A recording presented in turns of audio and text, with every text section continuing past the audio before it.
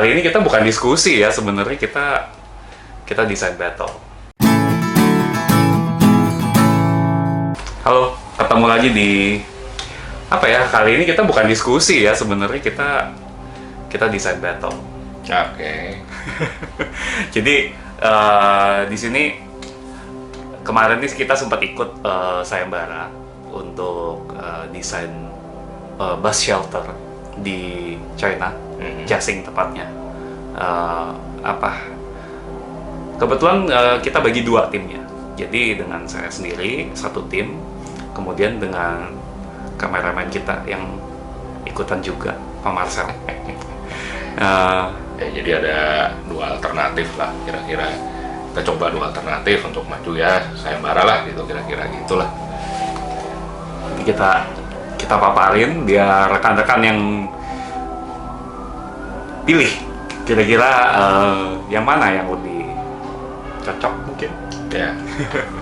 Ya yang paling digemari lah ya. yang paling mengena di hati lah, karena desain itu kan selera ya, bisa Ya, aja bisa cocok macam-macam. buat satu orang tapi nggak ada yang lain ya. Karena sayembaranya udah selesai, jadi kita bisa publish lah keluar Ya. gitu. Oke, pertama kita mungkin kita ngobrol fungsinya dulu ya, bus Bisa, shelter. bisa. Bus shelter ya, namanya juga shelter kan bangunan temporer, bangunan sementara, bukan untuk orang berdiam lama di situ, tapi cuma ya transit lah, ya urusan busnya datangnya lama atau enggak. Intinya kan orang nggak berdiam di satu tempat itu dalam jangka waktu yang panjang untuk menunggu bus saja kalau di sini. Jadi ya di sini kita masih sama ya, fungsinya masih ya sepaham lah, atau dari sana yang Jadi ditentukan memang seperti ya, itu. tipologi bus shelter kan secara global kan memiliki fungsi yang cukup universal ya kan, ya, tempat naungan sementara untuk menunggu bis ya kan. Biasanya itu kan dia juga memiliki fungsi-fungsi harus menaungi pengguna angkutan umum ini dari cuaca, itu udah pasti nomor satu ya kan, dan dilengkapi dengan beberapa pelengkapnya seperti penerangan atau mungkin kemampuan visibilitas, aksesibilitas seperti rem ya kan, atau mungkin ada juga fasilitas-fasilitas yang sederhana tapi berguna seperti tempat duduk, atau mungkin ada jadwal bis ya kan, seperti itu. Jadi secara global bus shelter secara umum punya parameter-parameter tuntutan desain yang sama gitu kira-kira. Tinggal bentukannya aja yang beda. Bentukannya beda, disesuaikan dengan kebutuhan dan tema yang mau diangkat gitu kira-kira. Kita masuk ke konteks lokasi ya, Jiaxing sendiri ya. Jiaxing sendiri ya kotanya ya. Ya, walaupun bus shelter sih sebetulnya universal ya, bisa di mana aja, bentuknya juga relatif sederhana. Ya, cuman karena ini kebetulan di Jiaxing yang dimana kotanya juga punya sejarah tertentu dan punya hal-hal tertentu yang bisa diangkat menjadi tema ya. Kita kontekskan saja dengan lokasinya sendiri. Jadi pendekatan kita juga beda ya terhadap Pendekatannya pun Jiaxing juga ini. beda. Mungkin kita cerita Jiaxingnya sendiri ya, Ya, buat Jiaxingnya dulu lah kita ceritain itu. Jadi kalau Jiaxing ini kan memang terkenal sebagai Venice of the East. Sangat romantis ya kelihatannya ya. Memang kotanya itu kayak ada bagian kota yang dilewati sungai, kemudian dari sungai itu dibuat kanal-kanal untuk masuk ke lebih dalam ke kota-kotanya, dan kanal ini jadi penting karena jadi sarana jalur transportasi salah satunya. Kemudian pertanian juga banyak di sana, otomatis ya karena dilewati sungai. Dibuat kanal-kanal juga selain untuk transportasi, untuk pengairannya. Jadi memang ini kota ini sangat dekat dengan air ya, tapi bukan berarti transportasinya hanya dengan dengan perahu saja ya, buktinya ada kebutuhan juga kan untuk bus Ya kayak Venice ya, tapi ternyata dia juga punya transportasi darat ya, makanya jadi ada kebutuhan bus shelternya.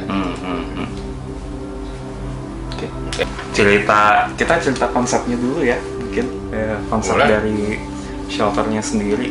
Kalau dari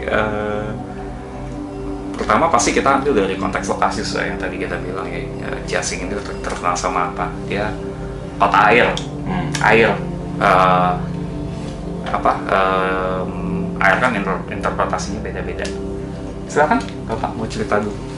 Ya kalau air ini kan banyak mengandung makna dan pendekatan ya, mulai dari tipologi air dan sifat air itu sendiri ya kan, mulai dari bisa diangkat juga dari fungsi-fungsinya, bisa diangkat dari historinya bahwa manusia ini ketergantungan dengan air dari sejak zaman kapanpun, sejak adanya peradaban air menjadi komponen yang penting ya kan. Air juga bisa dilihat sebagai sumber kehidupan ya kan, air juga bisa dianggap sebagai instrumen transportasi yang murah dan apa adanya ya kan, nggak usah dibentuk-bentuk lagi ya kan. Nah selain itu di Jiaxing ini mungkin juga ada beberapa elemen histori ya kan, entah itu berupa bentukan manusia atau bangunan ya kan, seperti ada tuh jembatan yang khas tuh di Jiaxing tuh yang cukup terkenal. Nah itu juga bisa diambil sebagai dasar pemikiran atau tema dalam merencanakan sesuatu halte bis ini gitu. Nah, mungkin dari Pak Wery kita adu nih desain kita ya, bilang diadu lah. Ntar gue lapar lah gitu. Ya jadi kalau pendekatan air dari tim saya adalah jadi yang kita ambil adalah kanalnya. Jadi apa yang membedakan kanal ini dengan sungai? Kalau kanal ini kan man-made, jadi dibentuk tidak organik bentuknya. Jadi cenderung lebih formal bentuknya, gimana ya? Lebih tegas lah. Jadi kalau rekan-rekan lihat kanal itu kan biasa ya dia relatif lurus saja bentuknya. Kalaupun ada lekukan tidak seperti sungai yang liuk, belok-belok. Kanal tuh kalau ada belok ya bersudut begitu. Nah bentuk ini yang diambil untuk inspirasi dari output tim kami. Jadi bentuknya memang tidak organik gitu. Nah ini agak beda pendekatannya dengan tim yang satunya lagi. Kalau dari tim saya ambilnya dari tipologi air sih. Jadi kalau air itu kan dia fluid ya, jadi dia tidak ada bentuk yang rigid bersudut ya. Jadi dia ngikutin wadahnya, jadi cenderung fluid, cenderung punya kurva yang melengkung seperti itu ya kan. Jadi nggak ada bentuk-bentuk yang kaku dari air gitu. Nah selain itu juga saya ngambil konsep sedikit dari jembatan yang ada di sana tuh, jembatan yang cukup terkenal katanya di kota itu. Jadi ya itu dijadikan suatu dasar bentuk yang digabungkan dengan air, karena kebetulan untuk jembatan itu juga cukup fluid ya, ada arc lengkungnya, jadi dia bisa mewakili konsep-konsep dari air yang kita mau pakai gitu. Tapi jembatan di sana memang di China itu banyak yang bentuknya seperti itu ya, melengkung itu ya. Saluran airnya itu dia masih pakai arc nih, susunan batu-batu ya, karena itu tradisional. Dia batu disusun-susun, dia secara struktural mendistribusikan tekanan bebannya itu sendiri ke bawah gitu jadinya. Jadi lokal konteksnya jembatan tuh ya? Ya lokal konteksnya jembatan gitu. Itu agak beda lagi nih lokal konteks kita. Kalau dari tim saya sendiri kita mengambil dari konteks sejarahnya. Sejarahnya adalah di Jiaxing ini ada satu perahu yang namanya red boat. Kenapa red ya? Ya ini karena berkaitan dengan partai. Awalnya ini setelah kerajaan-kerajaannya udah selesai ya, karena Last Emperor itu masuknya Marxisme ya ke sana ya. Ya ini udah masuk ke mungkin sejarah modern ya. Jadi sejarah modern. Pertemuan perdana partai komunis itu diadakan di perahu, di kapal ini yang floating, yang lagi bukan berlayar ya, berlabuh docking di salah satu sungai di Jiaxing. Nah kapal ini yang kita ambil sebagai inspirasi bentuk shelternya. Apanya sih? Kapal ini kan biasa terdiri dari rangka-rangka yang saling melintang seperti itu. Nah, bentuk ini yang kita ambil dan kita aplikasikan ke desain shelternya sendiri. Jadi sejalan dengan kanal yang juga cenderung tegas garis-garisnya, lurus-lurus. Nah, itu kita beda di situ. Oh, jadi ngambilnya dari aspek histori ya. Ya. Kayak kebetulan kan waktu itu China menganut paham ya kan, masuknya sebagai sistem pemerintahan atau negaranya itu pada saat itu ya. Jadi kanal itu menjadi rekaman, alat perekam lah histori gitu, bahwa pernah terjadi sejarah itu gitu ya kan, sebenarnya dengan adanya kapal tersebut gitu. Padahal sebetulnya China itu awalnya bukan komunis ya. Dia kan kerajaan kan dulu. Kerajaan lalu kan ya, dinasti kan. Nasionalis kan jadinya sebelum akhirnya naik nasionalis. Jadi ini sebetulnya yang berkuasa saat itu belum komunis ya kelihatannya. Jadi baru pertemuan perdana Baru ceritanya. Baru perkenalan kayaknya. Ya. Jadi seperti itu konteksnya. Ya, kanalnya itu di Jiaxing itu bagian dari sejarah berarti. Ya. Tambahan lagi nih, secara kultural. Tadi kan kita udah bahas secara historis. Kalau secara budaya, tim kami kita ada tambahkan konteks kultural di halte ini. Apa yang kita ambil di sini? Satu, Mahjong. Ya, kenapa Mahjong? Siapa sih yang nggak tahu Mahjong? Mahjong tuh udah kayak identitas kultural yang bahkan lebih luas dari nasional, nggak cuma satu negara atau tapi satu bangsa. Orang Tionghoa di mana-mana pasti familiar udah dengan Mahjong. Mahjong itu identik sekali dengan Tionghoa. Ya, walaupun nggak main juga sih. Walaupun nggak main, saya juga nggak main sih. Saya juga nggak ngerti sebenarnya gimana. Tapi ini minimal pernah dengar lah Mahjong itu seperti apa. Jadi Mahjong ini kan kalau dilihat dari papan bentuknya, dia kan kotak-kotak seperti ya bentuknya formal itu, kotak-kotak. Nah, ini sejalan dengan bentuk shelter kita yang juga garis-garis tegas, kotak-kotak juga seperti itu. Kemudian konteks kultural lainnya yang kita angkat adalah tenunan, kerajinan tangan. Di Jiaxing ini terkenal dengan kerajinan rajutnya, tenunnya, anyamannya, yang kalau anyaman kita lihat sendiri kan seperti benang atau bambu atau apapun tuh yang dijalin satu persatu gitu. Tapi pada dasarnya komponen ini adalah garis-garis lurus yang disusun dengan menciptakan satu benda yang baru. Nah, ini yang kita angkat juga. Ada anyaman bambu, kerajinan di sana itu. Kemudian ada kain yang khas juga di salah satu daerah di sana, di warnanya seperti biru kobalt, biru tua, itu yang kita angkat juga sebagai identitas kultural di halte ini. Jadi banyak ngambil kultur-kultur yang lebih global juga ya, nggak cuma sekedar Jiaxingnya sendiri ya kan, budaya yang ada di kota itu, tapi juga dari beberapa kultur-kultur yang lebih luas di suatu negara itu ya, di China ya sebenarnya. Ya, kita kombinasikan saja karena ini kan juga bendanya juga sangat kental dengan kotanya yang memang punya konteks histori kultural tersendiri yang khas, yang membedakan dengan tempat lain. Kita masuk ke bagian gimana nih setelah konsepnya tadi kita jabarkan, output bentuknya kayak apa bedanya.